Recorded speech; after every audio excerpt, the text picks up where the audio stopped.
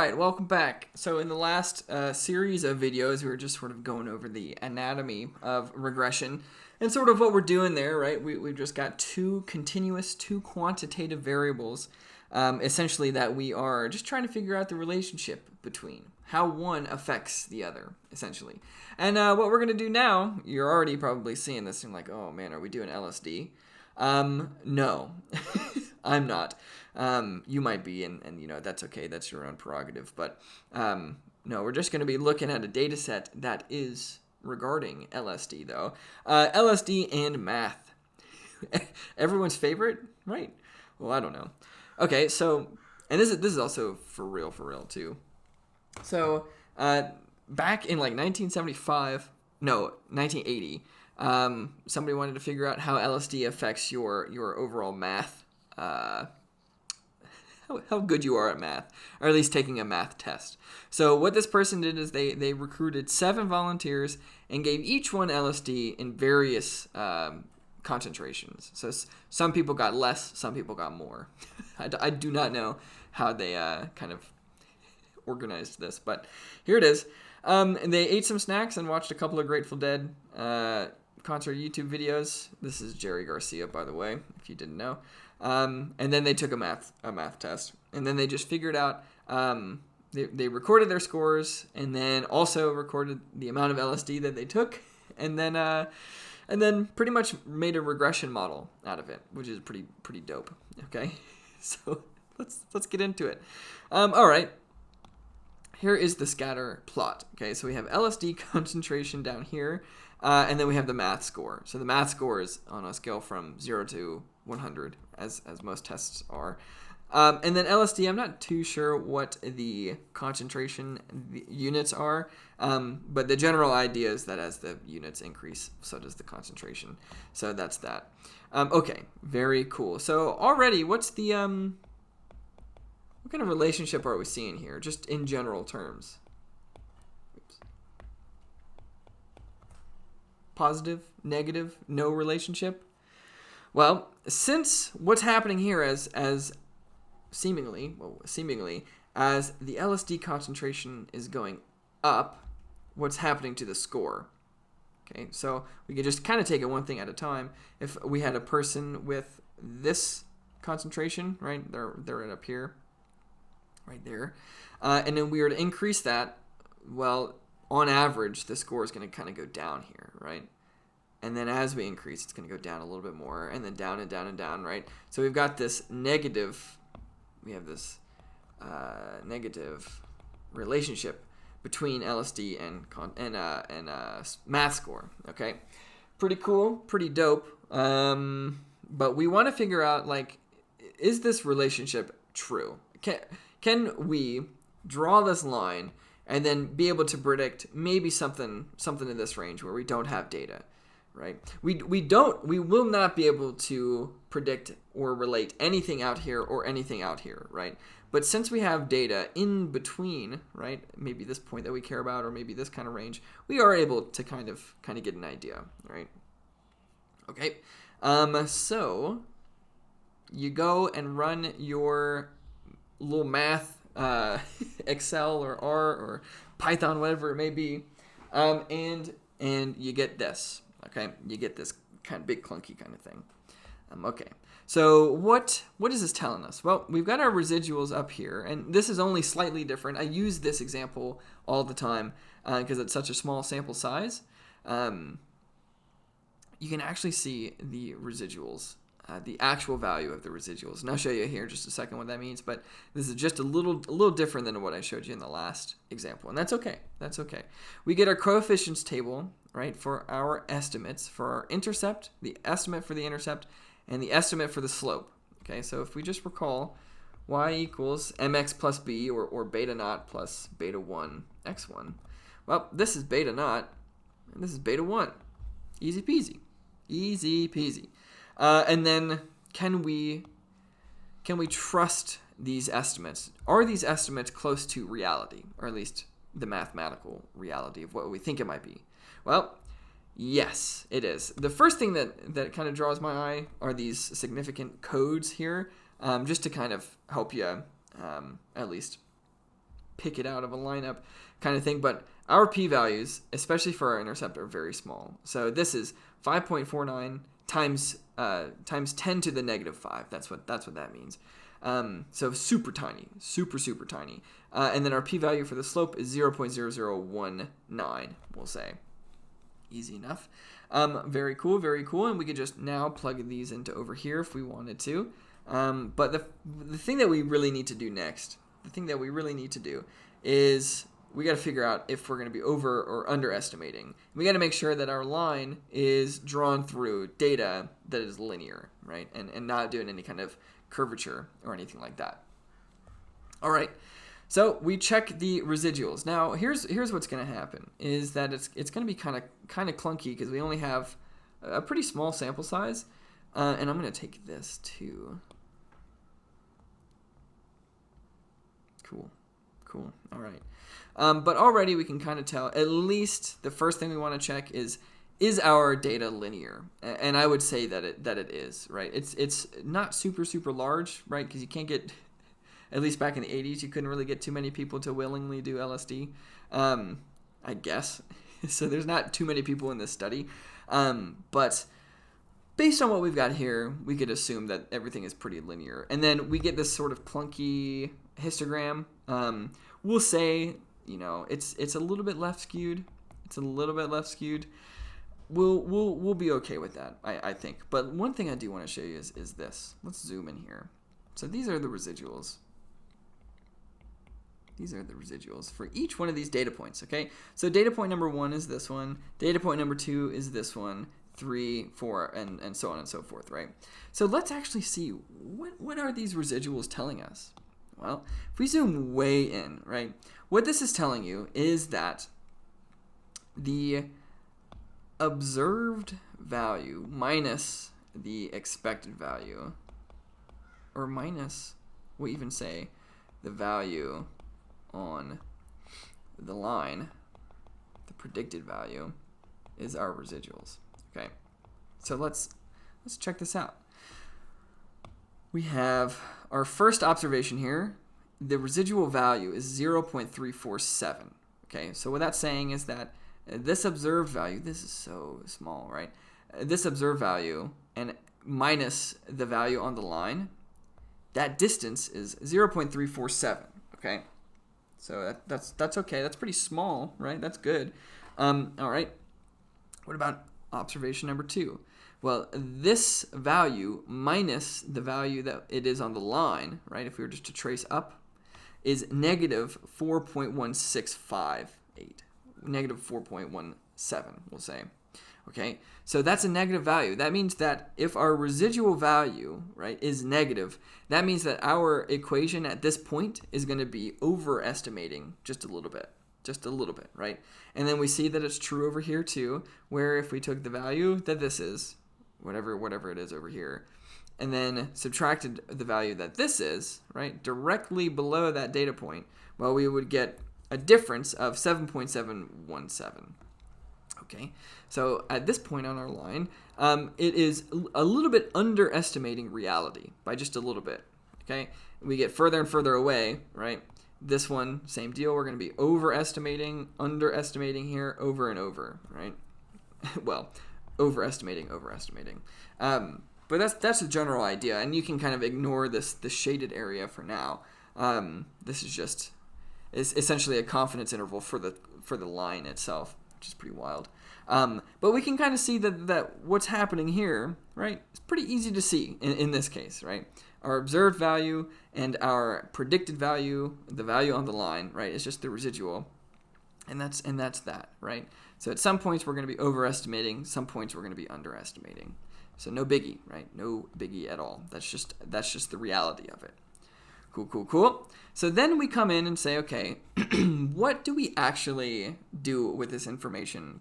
What can we do? Well, we can say that for every 1 unit, it's always going to be every 1 unit increase in, okay, LSD, so our X variable, LSD concentration here, okay, so it's always 1 unit and then your X variable results in a, okay, 9 0.01, we'll say unit decrease in math score.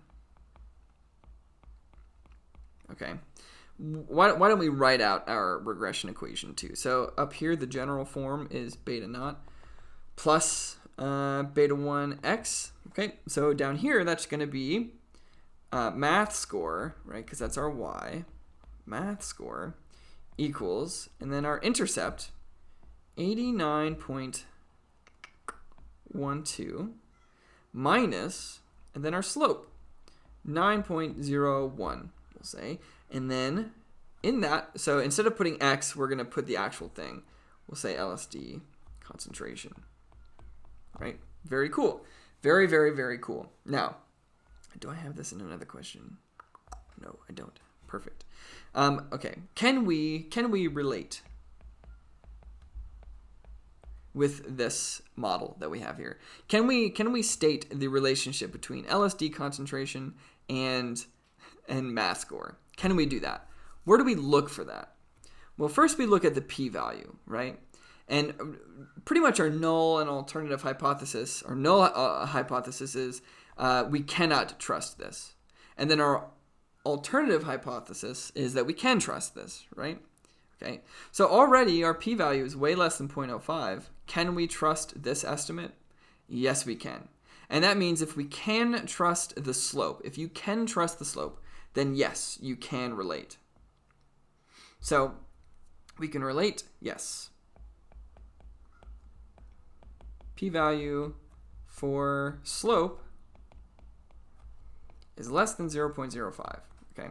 Or you can put the actual value, whatever you want, no biggie. Now, what about predict? Well, what criteria do we need for that? What requirements do we need? Well, we need already first to relate, right? That's the first thing. But then we also need to trust in our overall location of the line too, which is what we can kind of say about this, right? So since our p-value is super, super, super low, right? Super low, we can say that we trust this estimate here, 89.125 for the 124 for the intercept, right? So since we have significant p-values for both of them, yes, we can. And then we'll say p-value for, I'm going to write it like this, beta naught and beta 1 are less than 0.05. The p-values are less than 0.05, not these values. We don't care about so much the significance, these aren't telling you anything about the significance of the hypothesis test. These are, right? Okay, so these are totally fine. These can be whatever they want to be, so long that these values for the p-value are under 0.05, right? Okay, very cool. Very, very cool. So we can relate. Check. P-value for the slope is significant. Can we predict? Yes, we can, because we can first relate and we can trust the location, right? Or we have significant p-values for both of our estimates. Very cool. Super cool. Now, why don't we answer some questions? What if we answer some questions? Okay. Let's answer this first one, and try it out yourself too, first, because this will be what's on the test, right? Or similar to what's on the test. So if we had a concentration, no, not if an individual had a concentration of 5.3, what would their math score be? Okay, well, just go ahead and grab your calculators, and let's rewrite that regression equation. So that is 89.12 minus 9.01 LSD. We'll say that. Okay. So for number 1 here, what do we do?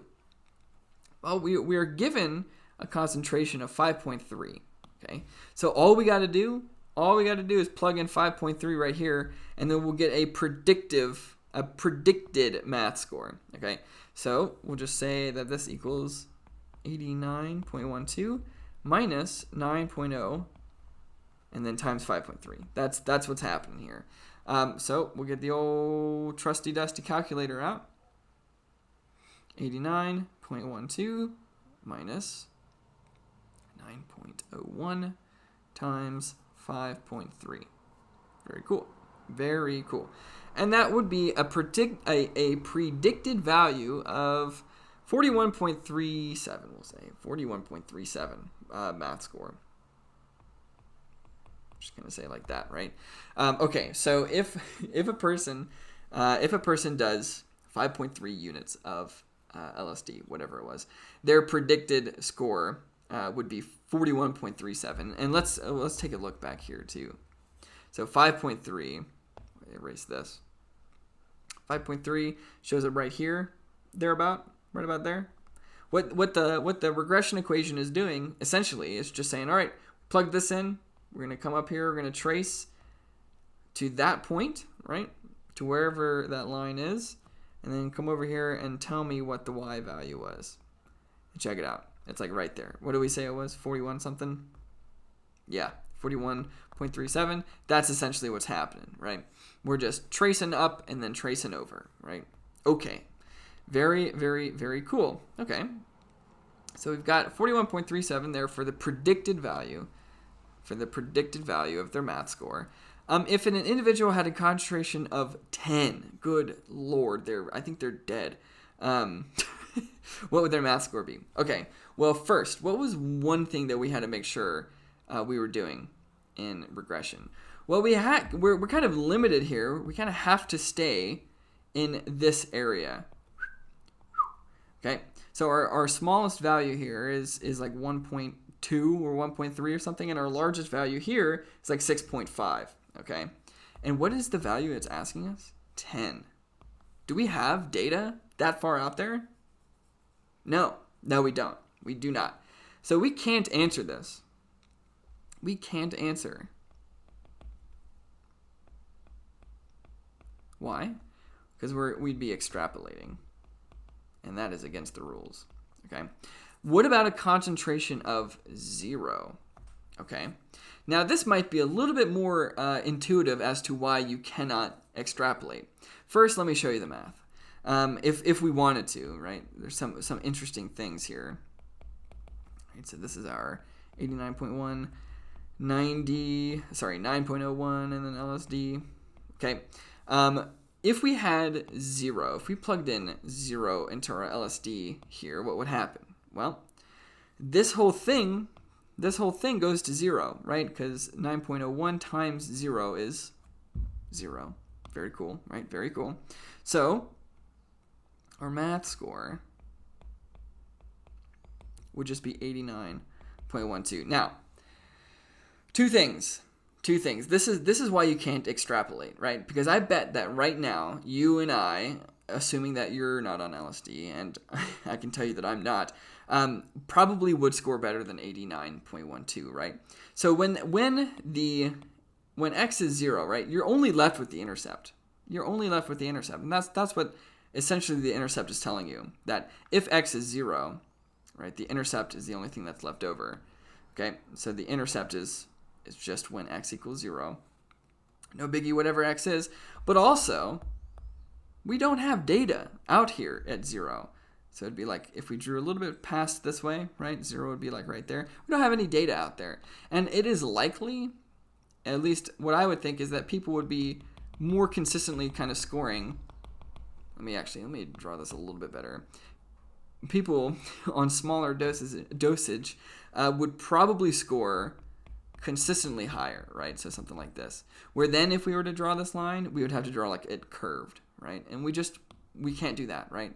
We can't do that. And that's why extrapolating is no good, right? We just don't have enough information to know what's going on out here or way out here, right? Way out here. Okay, so we can't answer either way. We cannot answer either way. Okay. Last but not least, let me erase all of this. Faster way. Cool. Okay. All right. What amount of variance in math scores is explained by this model? Okay, well, where do we look for that? Well, the residuals, that doesn't tell us anything about the amount of explained variance or how much of the story is being told. That only tells us how wrong we were. The coefficients here only tell us the relationship between those two things. Okay, So that's not really telling us much about the overall explained variance, how much story is being told. Well, that means we have to come down here to this little bit. And really the only thing that you want out of this, is this value, this r squared value. Okay, this r squared value. And this just tells you how much variance is explained by our model. And in this case, what amount of variance in math scores is being explained by the model? So LSD concentration explains, we'll say, 87.8% of the variance of math scores. Okay, so of the whole here, the LSD concentration is explaining 87.8% of the story, essentially, between the relationship of math scores and this thing, right? So there's only a little bit, there's only 12.2% or whatever. There's only 12.2%, so 1 minus r squared is what's left over.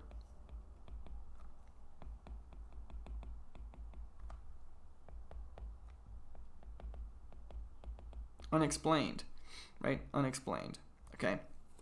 So there's only a little bit more that we have to do. There's only a little more that we would have to incorporate. And that gets into multiple regression. We're not going to get into it in this class, so we're sticking with just one thing, right? But this is doing a pretty good job, right? Our residuals looked good. Our estimates can be trusted. And then this one thing is pulling a lot of the story, right? It's doing a lot of explanation here, which is great. Okay, so after this, I've got another example. It's the same one that we looked at in the very, very beginning of this, but we're going to get a little bit more detailed with it. So I'll see you there in just a second.